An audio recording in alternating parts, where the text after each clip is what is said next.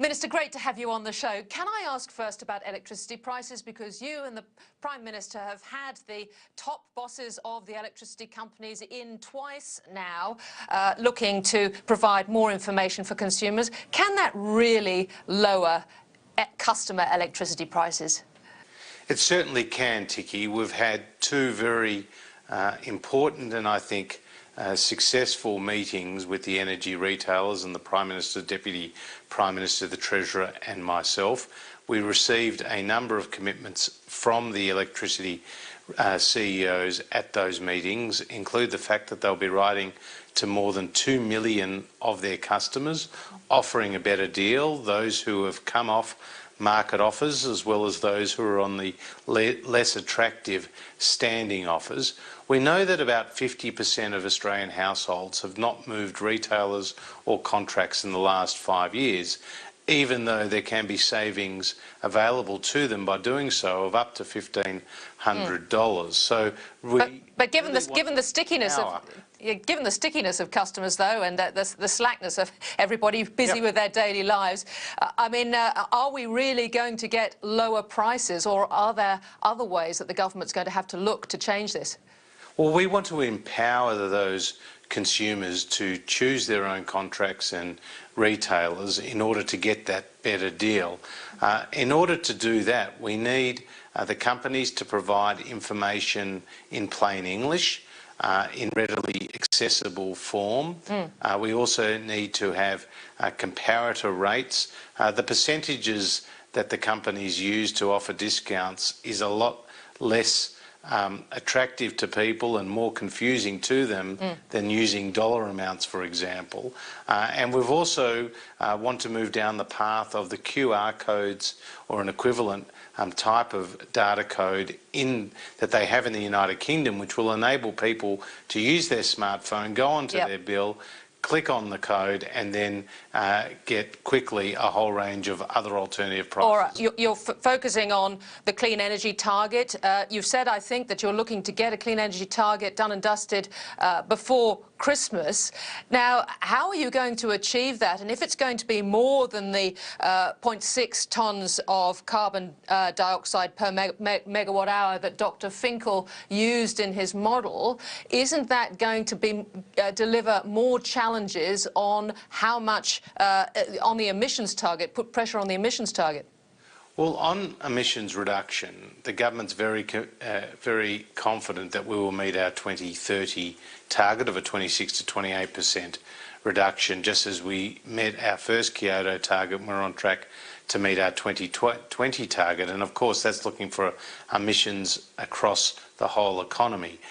What's happening in the electricity sector, which makes up for about 1/3 of the total emissions, more renewables are coming to the system all the time, and this is reducing the carbon footprint of this particular sector. But we don't want to compromise energy affordability and energy reliability. Indeed, we've seen the high price that are paid by consumers by the big experiment that we've seen in South Australia, and we don't want to see a repeat of that nationally, even though the Labor Party would like to see that happen. So we will consider, as we are currently doing, the Finkel recommendation of a clean energy target, bearing in mind he wanted to bring that in from 2020, more than 2 years away from today, and that we've also already signed off on 49 out of those 50 recommendations. Well, the crucial one, of course, significant to the system as well. The crucial one, of course, is the clean energy target in terms of agreeing with both,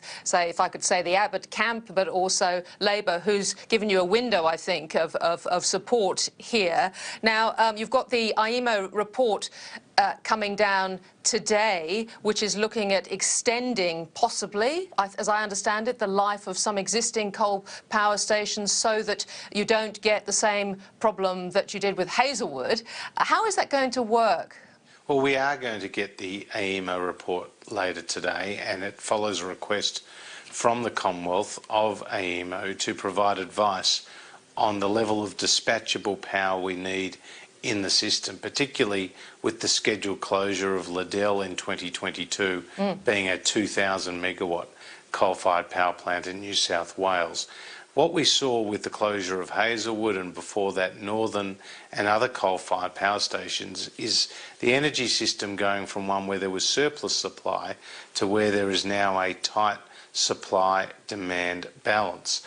And that is not good either for price or for reliability, and we want to be sure that we have sufficient dispatchability in the system. But could government intervene? Could government intervene to force, if you like, the extension of the lives of say, Liddell and indeed Bayswater, which shuts in 2035, also AGLs?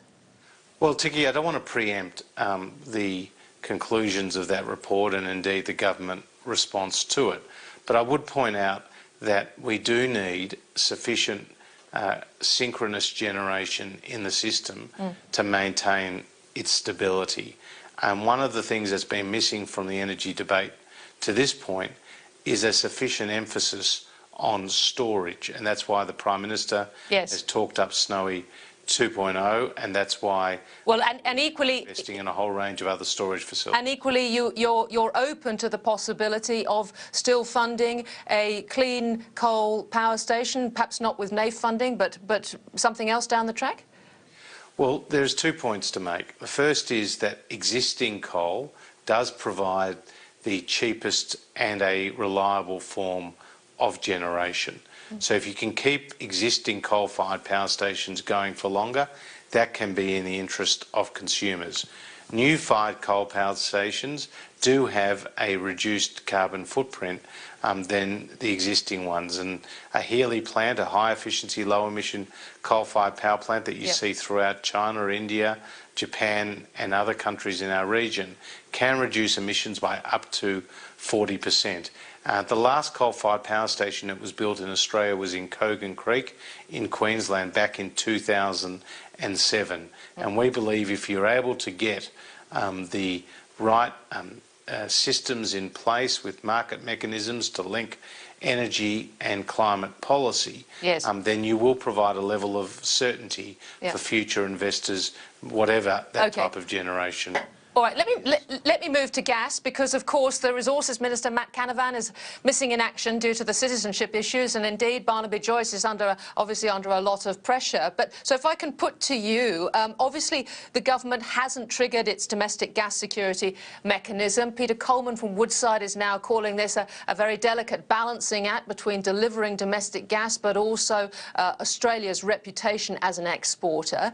If prices don't come down, and I see in the Financial Review today suggestions that for manufacturing they're really not coming down to much below $15 a gigajoule for contracted gas and its take or pay. If they don't come down, will you trigger the security mechanism soon?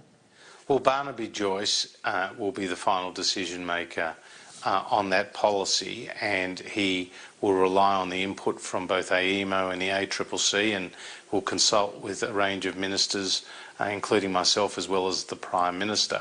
I mean, what we want to ensure is sufficient supply for the domestic market. Now, what has happened is that Labor took their eye off the ball when they were in government and did not heed the warnings to them by both AEMO and also their own energy white paper. Well, yes, I noticed you commenting on Mark Butler's confession the other day. That's right, and it's very significant. He confessed to the fact that they ignored the warnings that the large amounts of export from the East Coast, specifically Gladstone, would have on domestic supply and prices. And but Josh Frydenberg, the government may have been the price of electricity a lot more. Yeah, Labor may have been given those warnings formally, but I mean the reality is that everybody knew that that was the case, and that everybody in business knew. I'm sure the people in the shadow portfolios amongst the Libs knew the same thing. Isn't it a bit churlish to say that they should have made a decision when actually the opposition at the time, the Libs, weren't piping up? That's not at all. They were the government. They were responsible. They oversaw approvals. And as we know, gas is setting the price of electricity now a lot more of the time, indeed 24% of the time this year compared to just 9% of the time back in 2014. We also know gas is a vital input and feedstock for energy-intensive industries like plastics and chemicals, yes, and other major manufacturers. So we need to ensure that we have sufficient gas here domestically. But I'd have to say that this export mechanism was not our first choice. What we would have liked to have seen is the states lift their mindless moratoriums and bans on the development of gas, yep, Ticky, which have prevented decades worth of supply coming into the market. right. And there's been a real failure by the Government of Victoria and the Government of the Northern Territory to unlock these reserves and to develop these reserves, yes, in a way that is consistent with the Finkel recommendation. All right, finally, can I just ask you, Josh Frydenberger, obviously Victoria has a recalcitrance of its own when it comes to energy from the government's point of view. Equally, you've got the WA budget coming up later this week. I see the Finance Minister, Matthias Cormann, is semi-backing some sort of level of financial independence, if not a Waxit. What's the government's position? What's your position on this? Well, look, obviously we want the Federation to stay as one. And, you know, Western Australia is absolutely critical in every respect to our economy. And indeed, I was there just recently meeting with some wonderfully innovative companies in the energy space, including in wave energy through Carnegie and the technology that's bringing. So I think Western Australia has a very good story to tell, and we look forward to the nation staying as one. Right. Another 120 years. Thanks, Ticky. It's going to be a very interesting week. Mr. Josh Frydenberg, thank you very much. Good to be with you.